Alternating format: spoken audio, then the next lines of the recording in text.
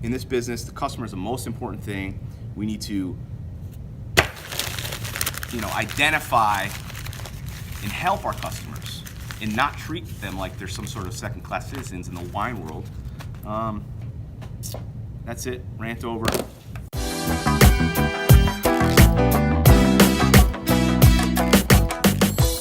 What's going on, guys? Welcome to another long-awaited episode of Brown Baggin It with Maximum Beverage. I'm your host, Matt Whitney. We got some interesting stuff to talk about. I got two wines. I was just brought an article from Wall Street Journal. What happens when you're in the wine business is a lot of times someone will come in and say, have you seen this article about wine? One of it was one of our staff guys, Don, one of the managers here. So we'll talk about that. We're bringing the inside the bottle every week to find out who's bringing value and who's not. We'll start with wine number one. And we'll get into a little rant, I guess I'm gonna have. Light colored wine here. Hope everyone's having a nice September. It was about 100 degrees here over the weekend. Pinot Noir. It was my first thought when I saw the color. I mean, it is light as can be, but great little nose. You got that round berry with the kind of earthy mushroom pop. Not a ton of it, but like just enough to say that is definitely Pinot Noir. Touch of cedar kind of smoke on the nose. Nice nose. A little raspberry. Great acid. It's a really nice food wine. I think this would actually go really well with like a fatty steak just because the acid. It's a good combo to me. It doesn't have a ton of tannin, but I like this a lot. Nice. Wine number one. Tasty. Good little Pinot Noir. I don't have a region yet. We'll get to that. Let's do wine number two.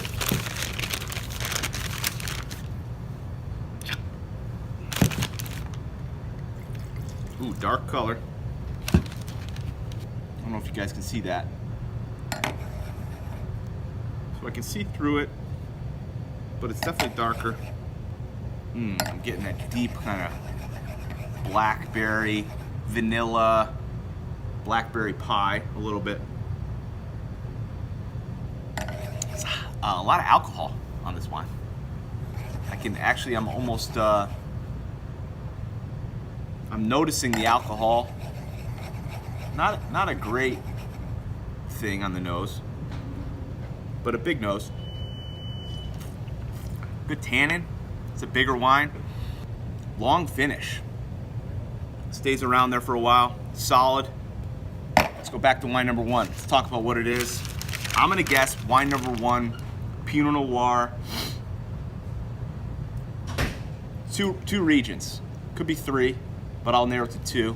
There's a possibility this is Oregon, but it's just a little too light. I think Oregon will just have a little more body to it, a little more roundness.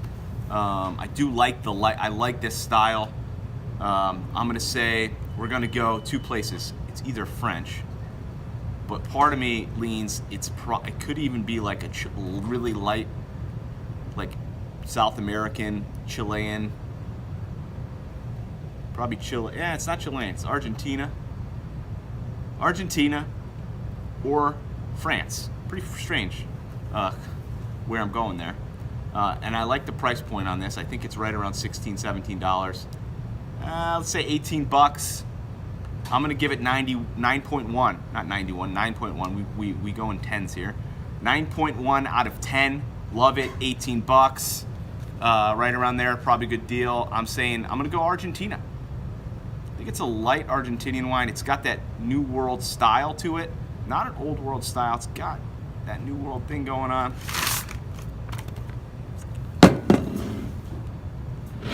I pinged the wine. I was gonna say it was this wine. $18.99. How do you say that? Is it? It's not Comte. Comte John du Monceau. It's like a French name from Argentina. French winemaker from Argentina. New World style, French influence. 9.1, $18.99. Great wine. I actually love this wine. I've had it multiple times. It's delicate, delicious, nice. All right, So wine number 2, don't like this one quite as much as the first. I'm giving it an 8-9. I think that it's from 2 regions, possibly because of that kind of blackberry, almost pie with like the compote, vanilla, creaminess going on there. It's a New World style, but definitely from the Old World. So that's why I'm leading Languedoc or Spain, northern Spain, which could be,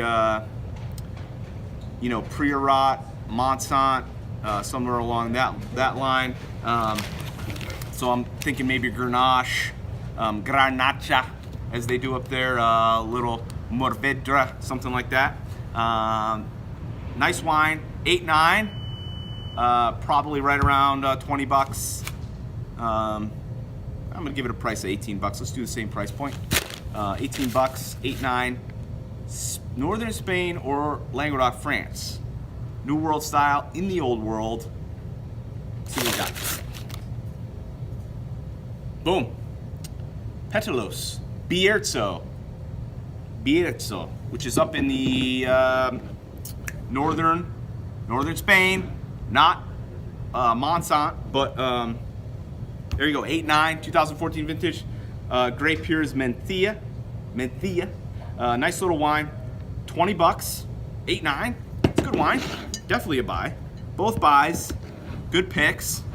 Find them in the store here. I like them both. Again, little lighter style with this Argentinian. If you want to peg this as Argentina, I think, unless you've had it before, and I've had this wine, and so it kind of brought me back, and so that's where I was leaning.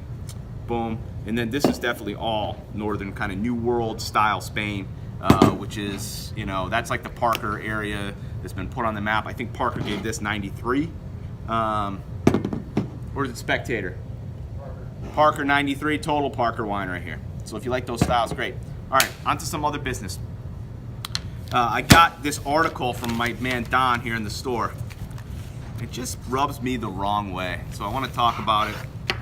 And it's from the Wall Street Journal.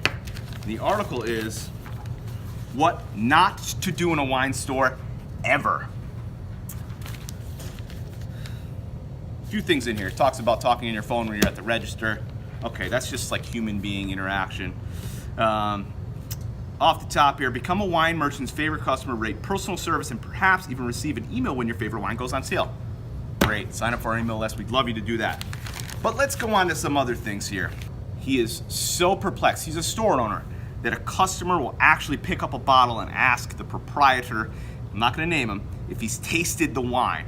The fact that the store is quite small with only 100 or so bottles on the shelf doesn't seem to register with the customer. Oh my God, you don't get this. Some people will even add, is it any good? Customer comes in, they have the audacity to pick up a bottle of wine and ask the store owner if he's tried it and if it's any good. On to the next part. The idea that scores from Wine Spectator and Wine Advocate are a deterrent for wine buyers. So this guy out in California has a Wine Spectator and Wine Advocate free zone in his store. Great. I personally feel that scores are a great way as a starting point. If you're just getting into wine, you can start there. It's a great way.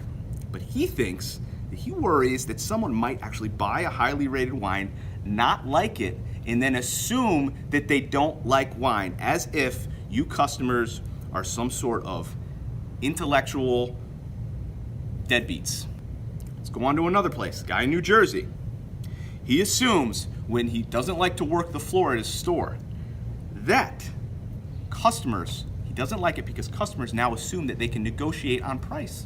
When was the last time you walked in the grocery store, a guy's helping and you said, can I get this for 10% off? All these little things, there's just these obnoxious things that customers, that retailers think. This is why people don't drink wine. This is why people think wine is obnoxious and snobby. It's because the people that are in the wine business are the snobs.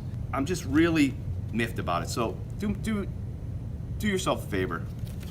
When you go into a store, my store, our store, Maximum Beverage, any other store, ask questions.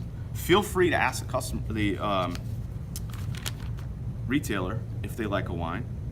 Ask about scores. If there's a great score on a wine, it's a good starting point. 93 points on a wine, It's going to be solid. It's not going to be terrible. It's a great starting point. Not every store you walk into, you're always able to get help. So you got to read the shelf. You got to find out what you like based off of something to start with. You need a starting point. Scores, I think, are a great way to do that. I feel like in this business, the customer is the most important thing. We need to, identify and help our customers and not treat them like they're some sort of second-class citizens in the wine world. That's it. Rant over. Whiskey Festival's coming up. October 14th. It's the 5th annual. Still some tickets available. We are on pace to sell out. We have sold 60, at this point last year, we're 60% ahead on ticket sales. We sold out last year. We've increased slightly the amount of tickets available because we got some more space at the Hartford Golf Club in West Hartford. But we're on pace to sell out about a week in advance. So we just want to get you all the opportunity to go. It's a great event if you're a whiskey fan. I know we do wine here, but the WeHa Whiskey Festival, October 14th at the Hartford Golf Club. Tickets are online at WeHa, W-E-H-A, Whiskey, W-H-I-S-K-E-Y. Kevin, put it on the screen. WeHaWhiskey.com. Go check it out.